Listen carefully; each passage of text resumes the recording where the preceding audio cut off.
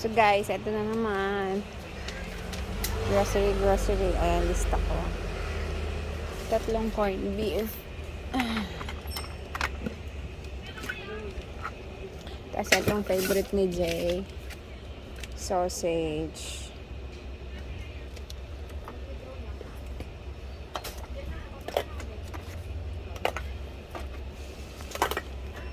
Apat. Sabi ni Jay, natatakam siya sa sardinas. Kaya bibili ko siya. Tapos ito. Flakes and oil. Nagtitingin ako ng biscuit ni baby. Minsan kasi masipag kumain. Minsan naman hindi. Ayaw niya ng mga ganyan, no? Yung mga iitim, yung mga chocolate. She don't like it. Hindi ko. Ito na makalat. Ito siguro magugustuhan niya to.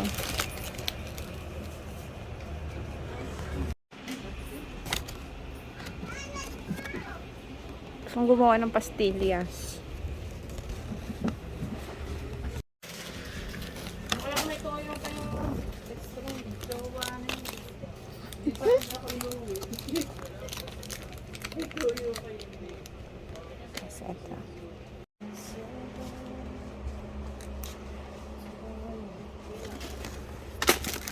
Alam nyo ba, matanda na talaga ako kasi nga, kapag bumibili ako, tinitingnan ko yung presyo, tapos kung ilang grams, tapos pinagko-compare ko kung saan ba ako mas nakakatipid. Dati, kung ano lang mahablot, yun na talaga yung kukunin at bibilhin. Ngayon, kailangan na talaga magtingin-tingin. Alam nyo na, tipid-tipid din pag may time. Ayan naman, kumuha din pala ako ng pancit canton kapag tinatamad akong magluto ng matagal na process. Ayan, saglit lang yan, konting kulo lang, may merienda na kami. At dahil natakam nga ako sa kinakain ni ate nung nakaraan at nakahingi lang ako, ayan, kumuha na rin ako ng Mr. Chips, tapos kumuha ako ng piatos. Tapos ayan, dalawang chicharon. At minsan talaga yung nilalahok ko doon yung chicharon sa mga niluluto ko. Kaya maganda, may stock na rin ako doon sa taas. Tapos kumuha nga rin pala ako niyang cheese ring kasi parang namiss kong kumain yan. Bumili na rin pala ako ng isang perasong sabon namin kasi meron pa naman kami doon. Pandagdag ko lang doon sa stock namin. Tapos kumuha na rin ako ng isang conditioner. Etong malaki na talaga yung kinukuha ko kasi nga mas nakakatipid ako. Nagtatagal sa akin yan ng 6 months. Mahaba pa yung buko. Ngayon maiksi na. Magtatagal na siguro ng 1 taon yan.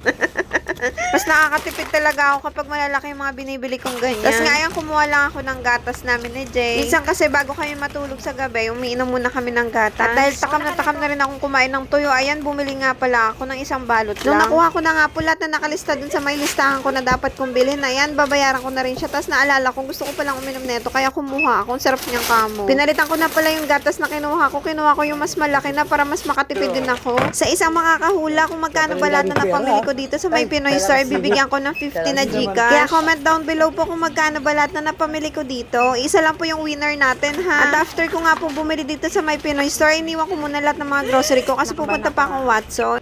After mag-grocery sa EEC, dito naman ako sa Watson. Ako lang ba naglilista?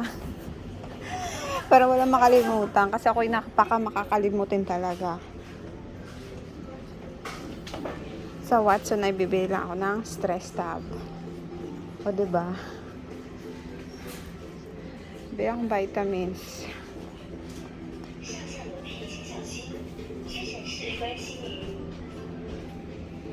Ito. 30 pieces. 30 plus 90. 2, 4, 6. 4, 8, 12, 7. 700 plus. Pero itatry ko muna kung maganda to. So, I'll try this. 30 tablet. Then, after, magtitingin-tingin na ako.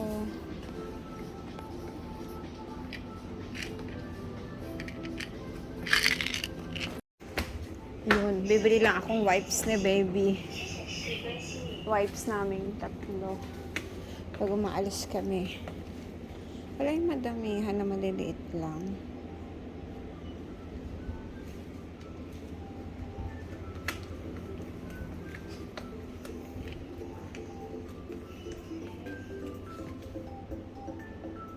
Wala, meron kasing maliliit lang pag umaalis, magandang dalhin yun. Wala na. So sad. At after nga bumili dun sa may Watson, dumiretso ako dito kay Doc. Kasi ano nakaraang araw ay medyo nahihilo ako. Baka low blood na naman Mabuti ako. Mabuti nga kamoy, nagkakatulog na rin ako tuwing hapon. Kasi pag natutulog si baby ng tanghali, sinasabayan ko na rin siya. Pagkatapos kong magawa lahat ng gawain ko. It's normal? Yeah, it's okay. Oo. No, it's okay. Dito naman ako sa night market. Nagtitingin ako ng prutas. Para isang lakad na lang. Since nasa labas na ako. Ano pong kumain ng saging?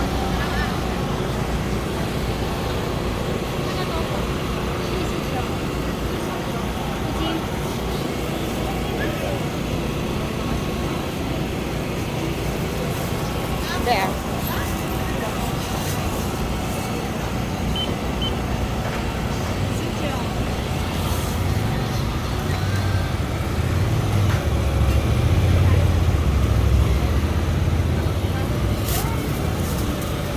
Tatlo lang.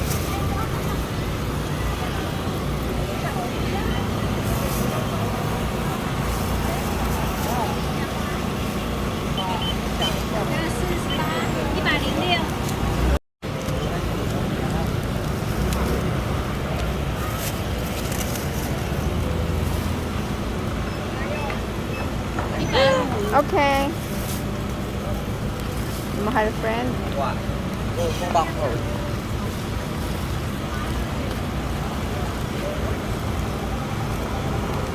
Ba?